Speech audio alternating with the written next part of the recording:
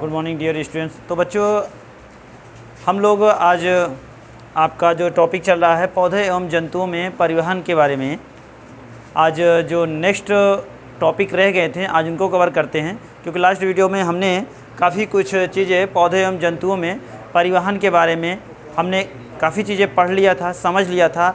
आज देखते हैं कि पौधे एवं जंतुओं में परिवहन में भोजन का स्थानांतरण, कौन सा टॉपिक है?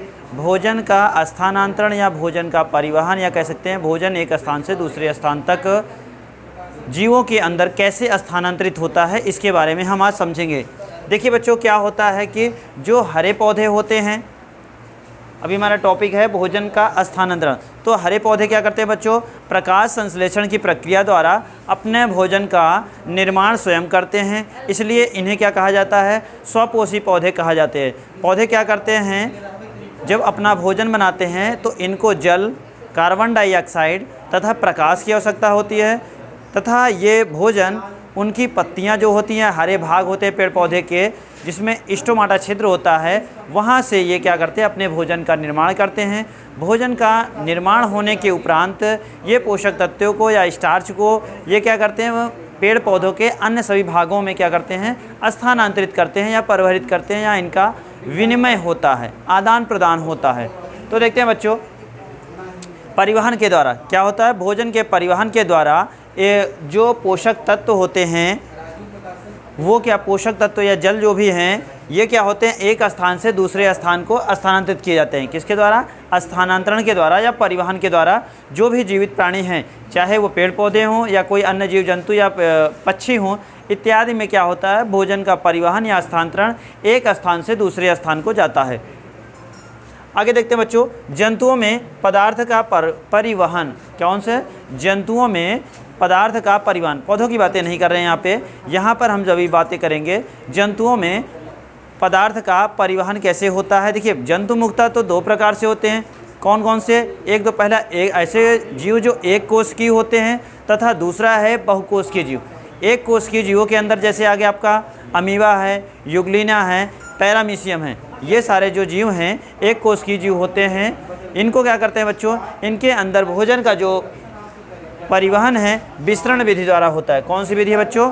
विसरण विधि द्वारा इनके अंदर स्थानांतरण होता है। इसी प्रकार से जो बहुकोष की जीव हैं, जैसे हाइड्रा है, जेलीफिश है, मनुष्य है, पक्षी है, और तथा विभिन्न तरह के जीव जंतु, इन सभी के अंदर जो ये बहुकोष की जीव हैं, इन सभी के अंदर भोजन का जो परिवहन है वो परिसंचरण विधि से होता है। कौन सी? परिसंचरण विधि से होता है। आगे देखते हैं बच्चों, मानव में परिसंचरण, कौन सा? बहुकोष की जो जीव है, मानव में परिसंचरण कैसे होता है? कह सकते हैं भोजन का स्थानांतरण मानवों में कैसे होता है। देखिए बच्चों, बड़े जो जीव हैं या जो विशेष प्रकार के जीव हैं, जैसे कि मनुष्य है, शेर, चीता, हाथी आदि जो भी जीवित प्राणी हैं, इनके अंदर क्या होता है बच्चों? पोषक तत्व तथा गैसों कौन सा? ऑक्सीजन है, कार्बन डाइऑक्साइड का ये जो परिवहन होता है इनके अंदर विकसित अंगों द्वारा किया जाता है। किसके द्वारा? विकसित अंग होते हैं। विकसित अंगों द्वारा क्या होता है? इनका परिसंचरण होता है। जैसे कि यहाँ पे ग्राफ बना हुआ है। यहाँ पे क्या है बच्चों? ये धमनियाँ हैं, ये इधर इनके बीच में नसें हैं, यहाँ पर हार्ट है और यहाँ पर यकृत है तथा गुर्दा है। इन सभी में क्या है? एक प्रकार का मानव का परिसंचरण तंत्र है। ये क्या है? मानव का परिसंचरण तंत्र है। इस तंत्र में क्या क्या होते हैं? हृदय आता है आपका, वाहिनी आती है, धमनियाँ आती हैं तथा सिराएँ इत्यादि, गुर्दा भी आता है। ये सारी चीज़ें मनुष्य के परिसंचरण तंत्र में आते हैं। देखिए, मानव के अंदर जो परिसंचरण है, परिसंचरण तंत्र में जैसे रुधिर का परिसंचरण करना हो या रुधिर का एक स्थान से दूसरे स्थान पर जाना हो, तो क्या होगा उसके लिए बच्चों? मानव का जो अंदर रुधिर के अंदर जो ऑक्सीजन तथा कार्बन डाइऑक्साइड या अन्य पोषक तत्व या कह सकते हैं अन्य रासायनिक पदार्थों का संचरण मुख्यतः किसके द्वारा होता है बच्चों? रुधिर के द्वारा। किसके द्वारा? रुधिर के द्वारा। रुधिर के द्वारा ही क्या होता है? शरीर के अंदर कार्बन डाइऑक्साइड या ऑक्सीजन तथा अन्य रासायनिक पदार्थों का परिसंचरण होता है। मतलब एक स्थान से दूसरे स्थान पर यहाँ पर ट्रांसमिट होता है या जाते हैं ये चीज़ें।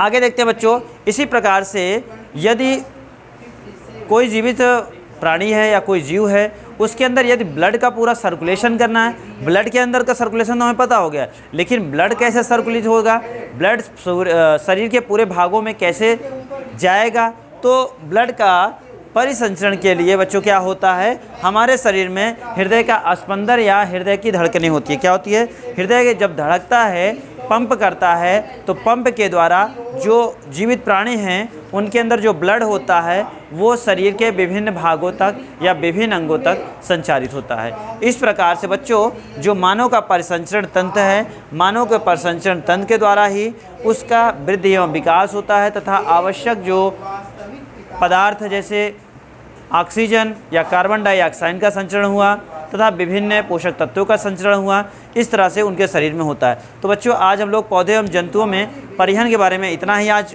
पढ़ते हैं। नेक्स्ट वीडियो में हम काफ़ी कुछ जानेंगे, हृदय के बारे में, यकृत के बारे में, धमनियों के बारे में इत्यादि के बारे में जानेंगे, ये कैसे वर्क करती हैं और इनका क्या मुख्य कार्य होता है और इनकी क्या आवश्यकता है। ठीक है बच्चों, आज तक हमारा यही वीडियो कवर करते हैं। आप लोग प्रतिदिन पढ़ते रहिए, साथ साथ अपना नोट्स भी कंप्लीट करते चलिए, क्योंकि आपके आज 8 चैप्टर चल रहा है, 7 चैप्टर तक तो सारा चीज़ आपका कंप्लीट हो चुका है। ये भी चैप्टर जैसे ख़त्म होता है आपको इसकी चैप्टर की एक्सरसाइज भी करा दी जाएगी। धन्यवाद।